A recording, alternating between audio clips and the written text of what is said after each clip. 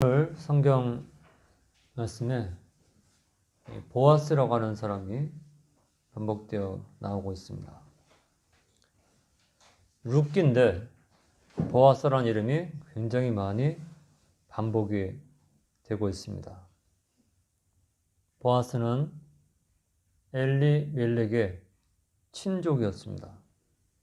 그러니까 엄밀히 말해서 예수 그리스도의 이 메시아의 족보에 올라갈 수 없는 그런 사람이었죠.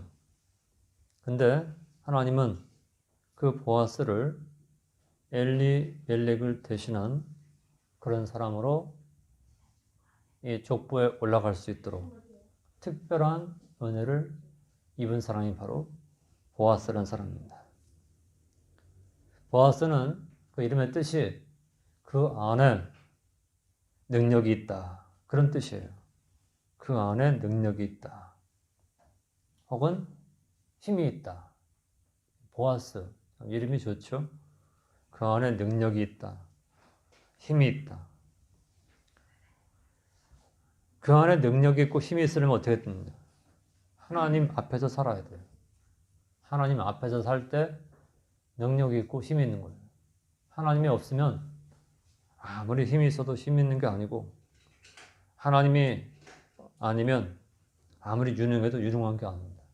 하나님을 앞에 모시고 하나님 앞에서 살 때, 그래서 하나님을 언제나 내 인생의, 내 삶의 유일한 도움이요, 또 능력이요, 나를 인도하는 분으로 알고 살 때 그가 유능하고 능력 있는 사람이 되는 것입니다. 또 보아스라는 이름은 역대하 3장 17절에서 솔로몬 성전 기둥의 좌편 기둥을 보아스라고 그랬어요. 그래서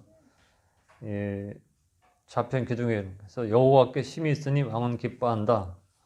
또 이런 의미로도 사용이 돼요. 그래서 이 기둥이 하나는 야긴, 그리고 하나는 보아스. 하나님께, 여호와께 힘이 있으니 왕은 기뻐한다. 이 두 기둥의 이름에 보아스라는 이름도 있습니다.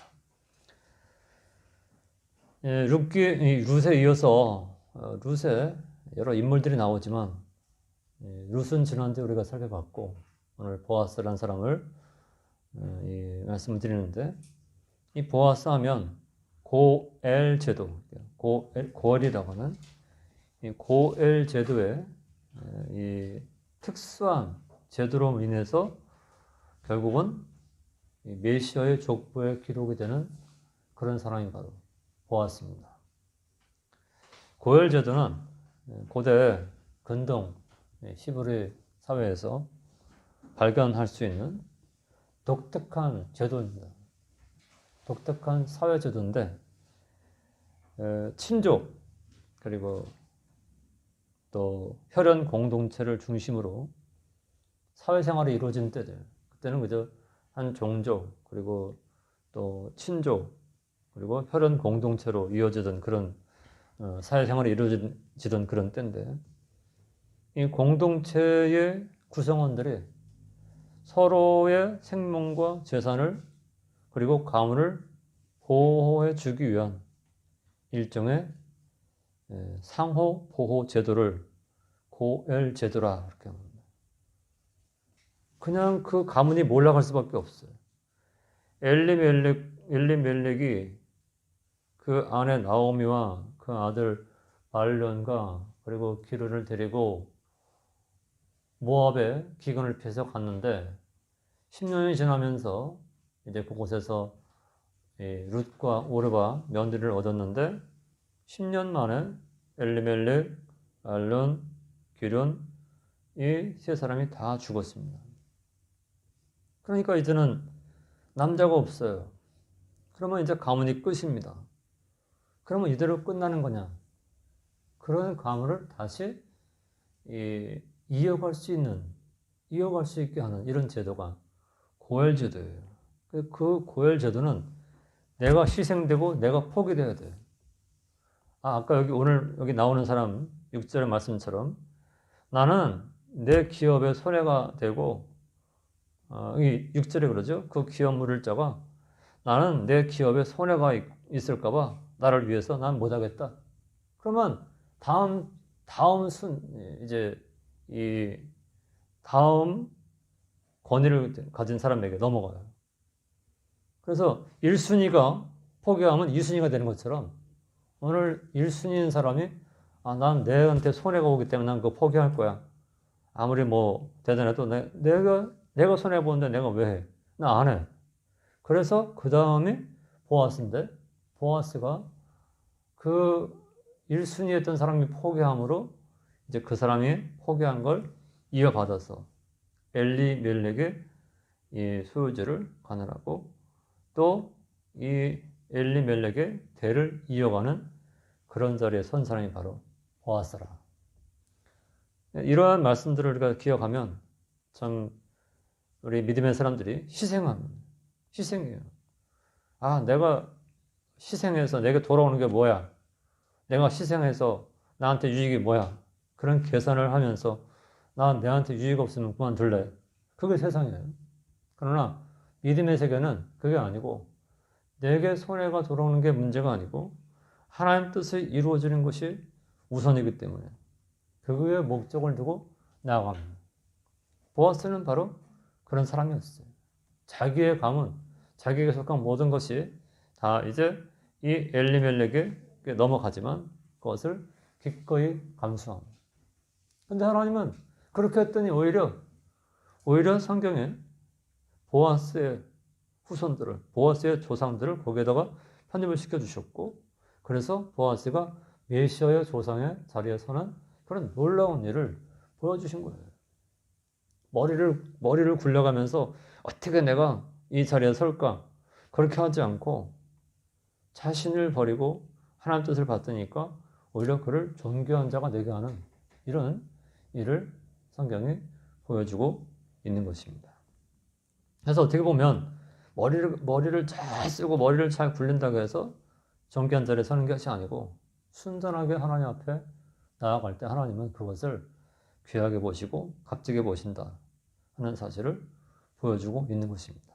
예수님은 우리를 위해서 자신을 내어주셨죠. 십자가에 달려 십자가에 못 박혀 모든 물과 피를 다 쏟고 죽으시는 그러한 일을 감당하시고 결국은 모든 사람들이 볼 때 저거 실패자야. 완전 끝났어. 내려오지도 못하고 다른 사람들은 살리고 다른 사람들은 병 고쳐줄지 모르지만 자기는 실패자야. 그러한 모든 모욕을 받은 예수님이 십자가 달려 죽으셔서 우리의 죄를 다 담당하시고 그리고 그분은 하나님이시기에 그러한 사명을 이기고 다시 부활하셔서 만왕의 왕 만주의 주로 서신 것을 성경이 우리에게 보여주고 있습니다. 하나님께서는 전지하시고 전능하신 분이에요. 모든 걸 아시고 모든 걸 할 수 있는 분이란 말이에요. 그래서 우리가 그분께 모든 것을 맡기고 기도할 수 있는 거죠. 그런 것이 아니라면 그냥 단순한 종교, 아침에 운동하면서 날씨가 추운데 어떤 분 체구가 커요. 또 덩치가 크고 근데 얼굴도 크고 어깨도 쫙 그런데 예수 믿냐니까 뭐 이렇게 어물어물해요. 믿어야죠. 그 다니세요? 예수 믿으세요? 이랬더니 믿는 건 아니지만 그래도 믿어야죠. 누군가 믿고 살아야죠. 그래요. 누군가 믿고 사는 그분이 바로 하나님이신데 천지를 만드신 그분께서 정하신 그 구원의 길 예수 믿어야 천국과 지옥이 있는데 예수 믿어야 천국 갈 수 있습니다. 예수 믿으세요. 자기가 140km 나가는데 지금은 80몇 킬로 나간대요. 그래서 자기도 믿을 바가 못 된대요. 그래서 그래요. 예수 믿으시고 꼭 구원 받으십시오. 천국 가는 길은 예수밖에 없어요. 그래서 유명한 주니까 받아서 갔는데 그러니까 힘이 대단하다고 내가 무슨 힘이 엄청나다고 얼마나 어리석어요.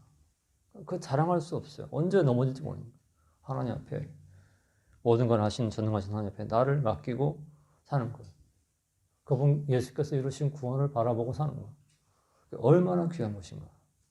이것을 성경에서 계속 말씀하고 또 많은 주의 종들을 통해서 말씀을 한 것입니다.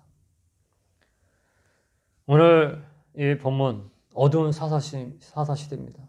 가장 어두운 시대. 그야말로 이 흑암이 너무나 짙어서 뭘 분간을 할 수 없는 시대가 사사시대예요. 이런 시대 속에서도 보아스와 같은 믿음의 사람이 있었다. 그것이 바로 생명줄기와 같은 이런 사람이 있어서 비록 어두운 사사시대지만 하나님께서는 이런 가운데서 믿음의 궤대를 이어가게 하셨고 그리고 또 하나님 약속을 이뤄가는 기반이 되게 하셨고 결국은 이 보아스를 통해서 이새가 태어나고 오벳이 태어나고 또 이새가 태어나고 그리고 이제 다윗이 태어나는 이런 놀라운 역사를 보여주고 있습니다. 하나님의 뜻을 이루기 위해서 순종한 보아스, 이러한 귀한 모습을 함께 보겠습니다. 첫 번째는 생애 주요 사건인데 베들레헴의 부유한 농가 출신이었습니다. 농사를 많이 졌어요. 농사를 많이 져서 그 수확할 때마다 낫가리라고 그래. 그 수확한 이러한 곡식단을 쌓아놓고 그거를 이제 일꾼들이 또 그거를 타작을 해요. 타작을 해서 그 알갱이를 곡식을 이제 또 가서 가지고 가고 지금 같은 좋은 기계가 없을 테니까 일일이 수작업을 해요. 사람이 베고 또 그것을 갖다 쌓고 그것을 또 말려서 털고 그리고 그 알갱이를 갖다가 창고에 쌓고 그런 때입니다. 그런 농사의 부유한 농가 출신입니다. 엘리멜렉의 가정은 기근이 들어서 못 살겠다고 베들레헴을 떠났지만 베들레헴을 떠나지 않고 성실하게 기근 중에서도 이런 삶을 살고 있었던 그의 아버지와 그리고 또 이 보아스의 이런 모습을 성경이 보여주고 있습니다. 이 욥기 2장 1절에서 룻에 대한 말씀이 나오면서 바로 이제 등장한 사람이 누구냐면 2장 1절에 나오미의 남편 엘리멜렉의 친족 중 유력한 자가 있으니 이름은 보아스더라. 처음 보아스가 등장을 해요. 엘리멜렉의 친족 중에 유력자라. 아까 말씀드린 기업을 물을 자 가운데 이제 우선권이 있는 사람이란 말이에요. 그가 바로 보아스였습니다. 이 보아스는요, 더 놀랍게 살몬의 아들이에요. 살몬이 누군가? 한번 가서 보겠습니다. 마태복음 1장.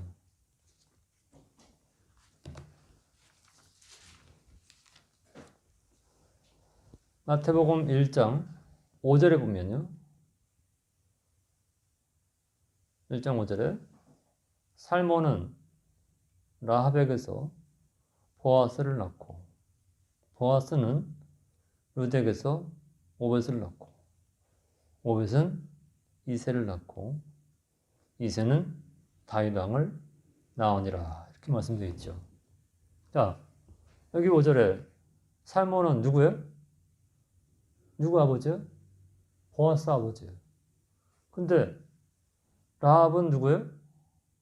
이 여리고성에서 여리고성 무너질 때 여리고성에서 기생으로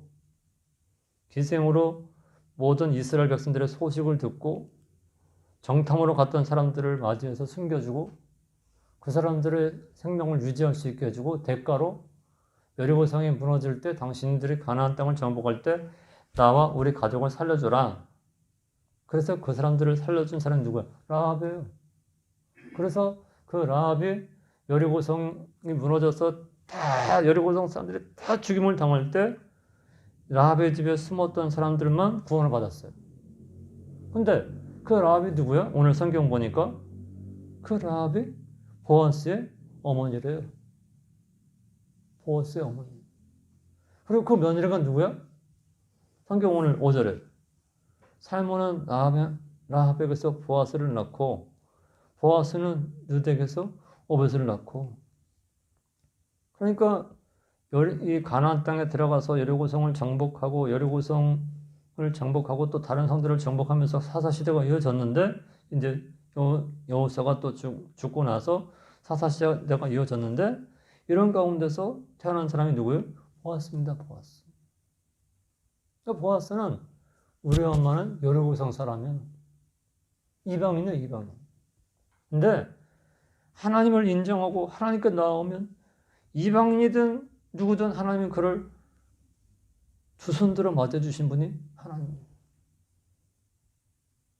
여리고성 사람이든 모압 사람이든 애굽 사람이든 누구든 하나님이 여호와시다, 스스로 계시는 유일의 하나님이시다, 그것을 믿고 나오는 사람은 하나님께서 그를 두 손 들어서 맞이해 주시는 거예요. 그래서 라합을 오늘 이 마태복음 1장에 메시아의 족보에 다 기록을 해주신 거예요. 그리고 그의 며느리 룻이 라합의 며느리가 될 건 누구도 상상도 못했어요. 상상도 못했어요. 그런데 그 룻이 라합의 며느리가 된. 그러니까 라합은 자기의 처지를 얼마나 잘 알아. 근데 오늘 이 보아스가 그 룻을 취해서 결국은 메시아의 골든 라인을 이어가는 존귀한 자리에 서게 됐다는 것을 오늘 성경이 보여주고 있는 거라는 거죠. 이 보아스는요, 룻을 취해서 룻과 결혼해서 오벳을 낳습니다. 그리고 오벳은 이새를 낳았습니다. 그리고 이새는 다윗을 낳았습니다. 여기 4장 21절에 나오죠. 룻기 4장 21절에 살몬은 보아스를 낳았고 보아스는 오벳을 낳았고 오벳은 이새를 낳았고 이새는 다윗을 낳았더라. 다윗의 할아버지가 오벳이에요. 그러니까 다윗의 증조부가 누구냐? 보아스입니다. 이스라엘 왕이었던 다윗의 증조부. 그가 그렇게 존귀한 자리에 올라선 것은 자신을 비우고 자신의 욕심을 버리고 하나님 뜻이 이루어지게 하는 그 일에 자신을 전적으로 드린 그런 사람을 하나님이 얼마나 값지게 대우해 주시는가를 보여주는 말씀이라는 것이죠. 이 보아스는요, 이방에서 돌아온 이방 여인인데 이 유대 나라에도 얼마나 좋은 사람들이 많아. 근데 이방에서 그 시어머니 나오미를 따라온 사람이에요. 보아스는요, 그가 뭐 이방에서 나오미를 따라왔고 뭐 이방이기 때문에 그를 귀하게 본 게 아니고 그가 귀하게 본 건 하나예요. 다른 거 다 멀리하고 다 버리고 오직 하나님을 섬기기 위해서 그의 시어머니를 따라서 베들레헴에 온 그 룻이 너무나 귀하게 보이는 거예요.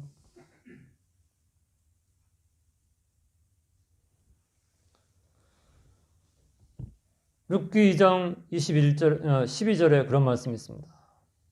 11절에 보아스가 그에게 대답하여 가로되, 룻에게 말하는 거야. 룻과 처음 만났는데 보아스가 룻에게 대답하여 가로되, 내 남편이 죽은 후로 네가 시므에게 행한 모든 것과 네 부모와 고국을 떠나 전에 알지 못하던 백성에게로 온 일이 내게 분명히 들렸느니라.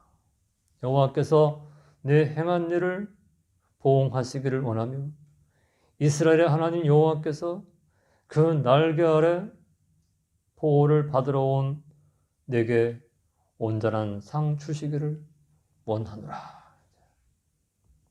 얼마나 룻에 대해서 다 조사를 했어요. 이 보아스가. 뭐 때문에 여길 따라왔을까? 잘 먹고 잘 살라고? 그럼 모압이 나아요. 친정 가족들이 다 있고, 친정 그 친척들이 다 있고, 여기 베들레헴은 아는 사람 하나도 없어. 나오미밖에 몰라. 하나도 없어.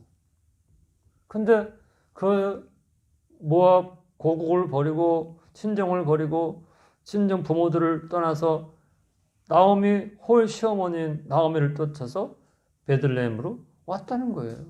뭐 때문에 왔어요? 하나님 때문에. 우상이 아니라 하나님을 섬기고 그분을 나의 하나님으로 섬기기 위해서 온 거예요. 그래서 오늘 이 보아스는 여호와께서 그 날개 아래 보호를 받으러 온 내게 온전한 상 주시기를 바란다. 결국은 메시아의 족보에 드는 말할 수 없는 그러한 축복을 룻에게 허락하시는 그런 말씀을 여기서 보여주고 있는 것입니다. 그래서 그는 이 룻을 보호합니다. 룻을 보호해주고 그 일꾼들한테 괜히 또 올 때마다 이 곡식을 많이 주면 또 룻이 상처받으니까 룻이 주는 데서 이 추수한 거를 똘똘똘 흘리면서 그 앞에서 이제 주실 거 아니에요. 이 룻이 나다를 이삭을 줍는데 떨어진 거 줍는데 이삭이라는 게 무슨 뭐 떨어진 이삭이라는 곡식에서 나온 그게 아니고 하나 떨어진 거야. 떨어진 거 줍는데 그냥 주면 안 되니까 흘리면서 자루에서 줄줄줄 흘리면서 다니는 거야. 근데 룻은 여기 왜 이렇게 많이 떨어졌지? 줘가지고 그걸 가지고 집에 가서 시어머니한테 나오미한테 주면 같이 그걸로 또 볶아서 먹고 또 끓여서 먹고 또 먹고 또 다음날 나가서 또 줍고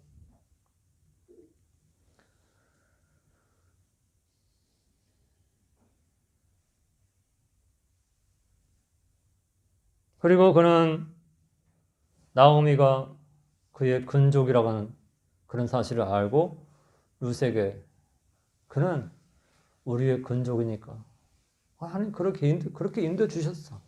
다른 밭이 많은데 보아스의 밭으로 인도해 주셔서 그럼 만나게 하시는. 그래서 사람은요 누구를 만나냐에 따라서 인생이 바뀌어요. 누구를 만나냐에 따라서. 사기꾼을 만나면 사기치는 이런 거 배워가지고 결국 사기꾼이 돼요. 도둑을 만나면 그 사람 도둑질 하는 거 보고 도둑이 돼요. 조세형 그저께 뉴스 보니까 조세형이라고 하는 아주 큰 뉴스에 많이 나왔던 그런 도둑이 있어요. 근데 지금 84세래 벌써. 84세인데 그 도시에서 나온 지 얼마 안 된대. 훔치다가. 근데 84세인데도 도둑질 하는데 전문가라 또 다른 사람하고 같이 도둑질 하다가 잡혀서 또 이제 감옥에 또 들어간대요. 그러니까 평생 도둑질을 했는데 지금도 돈 없으면 가서 훔치는 거 자신 있으니까 84세가 들어가는 게 쉽지 않을 건데 그게 몸에 배서 쉬운 거예요. 그래서 가서 지금도 그거 가서 훔치러 다니고 또 훔치고 다녀서 이제 CCTV로 다 발각이 돼서 붙들려서 다시 또 감옥에 또 가는 거예요. 84세가 어떻게 그렇게 잘 넘어서 들어가서 훔치지? 그게 몸에 뱄으니까. 오늘 누구를 만나냐에 따라서. 오늘 룻이 사기꾼 같은 사람 만났으면 결국 내가 차라리 그냥 고국에 있을 걸. 와갖고 사기꾼 만나서 내가 다 모든 걸 날리고 이게 뭐냐. 그럴 건데 하나님이 룻을 보아스의 밭으로 인도해서 보아스를 만나서 결국은 메시아의 족보에 들어가는 그런 자가 되게 하신 거예요.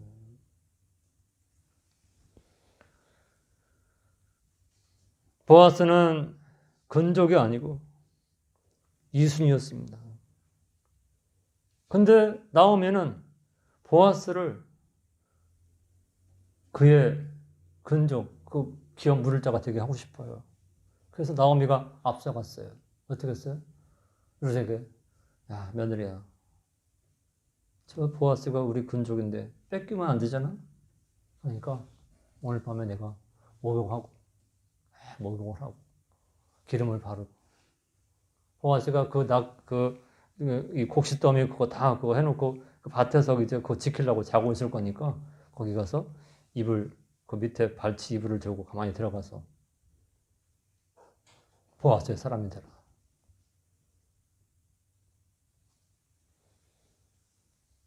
근데요, 보아스는 이렇게 자다가 발 밑에 뭐가 있어? 깜짝 놀라니까 사람이 와요. 당신 뭐야? 그랬더니 루시, 당신께서 나를 보호해달라고. 그때 보아스가 한 말이 뭔지 알아요? 나보다 우선권인 사람이 있는데 그 사람이 이걸 포기하면 내가 너를 맞이하고, 그렇지 않으면 이제 그 사람이 이 귀한 부를 자가 된다고 하면 나는 너를 어떻게 할 수 없어. 그러니까 내가 성문에서 사람들 불러서 그 사람에게 단판을 줘서 기업을 물을 건지 아닐 건지 확인하고 내가 그때 너에게 기별해 주겠다. 그러니까 오늘은 여기 누가 왔다, 네가 여기 와서 잠을 자고 간 거 사람들 알면 안 되니까 조용히 있다가 돌아가라. 야, 엄청나죠? 이게 바로 믿음이에요.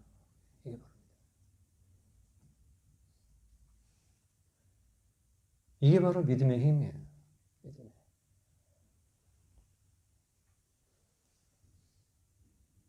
알았어, 걱정 마. 그러면서 이제 이 보아스가 일을 더 크게 하지 않고 더 기다렸다가, 아직은 아니니까 기다렸다가. 그래서 오늘 본문 말씀에 그 사람은 그 유력자를 불러서 이리 와서 앉으라. 그리고 장로들 증인이 있어야 돼. 증인이 10사람을 딱 갖다 앉혀놓고 와서 앉으라. 앉았어요. 모압에서 돌아온 나오미가 우리 형제 엘리멜렉의 소유지를 관할하는데 여기 오늘 장로들과 증인 앞에서 그걸 사라고 내게 거여 알게 한다. 네가 물으려면 물어. 그러나 네가 물지 않으면 그 다음 이순이가 나으니까 내가 물을게. 당신 외에 나밖에 없고. 그러니까 그 사람이 알았어 내가 물을게. 근데 보아스가 그것을 물을 때 그 사람의 기업만 다 책임지는 게 아니고 룻을 취해서 그 자손들을 그 이름으로 있게 해야 된다. 그러니까 이 사람이 머릿속에 생각하니까 되게 복잡해. 아니. 내가 포기할 테니까 네가 기업을 물어라. 장로들 10명이 다 듣고 있어요. 다 증언이 있어요. 6절 하반절에 그 나의 물을 권리를 네가 취하라. 나는 물으지 못하겠다. 그래서 그를 신 벗은 자의 집이라 이렇게 일컫게 된 겁니다.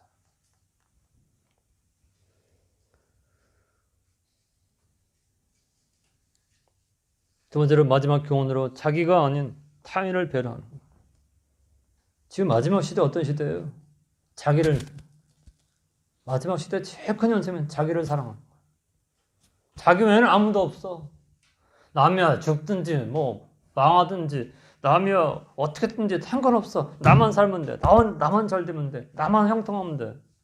이게 이 세상이야. 그런데 보아스는 아니야. 다른 사람을 살리기 위해서 자기를 희생하는. 그러다 보니까 그를 하나님 높여서 메시아의 족보에 이르게 하는 이런 기적을 보여주신 겁니다. 하나님 앞에서 사는 거죠. 누시 밤 그 새벽에 낯가리 밑에도 혼자 사는 이 자기에게 그 와서 이불 밑에 들어와 있지만 가장 정결하고 깨끗하게 그를 대하고 하나님의 때를 기다리는 그러한 모습을 보여준 사람이 바로 보았습니다. 바로 예수 그리스도께서 그런 모습을 우리에게 보여주셨죠. 깨끗하게, 진실하게. 그래서 올해 우리가 이 여러 어려운 가운데서 빛의 열매를 의로움과 진실함과 모든 착함 이 귀한 모습을 가지고 나갈 때 하나님은 오히려 우리를 위기에 잘못된 데 빠뜨리지 않고 더 귀한 자리에 올리시는 역사를 보아스를 통해서 볼 수 있습니다. 우리가 그런 자리에 다 올라설 수 있는 어두운 시대에 그런 자리에 올라서서 주의 빛을 발할 수 있는 우리 모두가 되시기를 주의 이름으로 간절히 축원드립니다. 기도하겠습니다.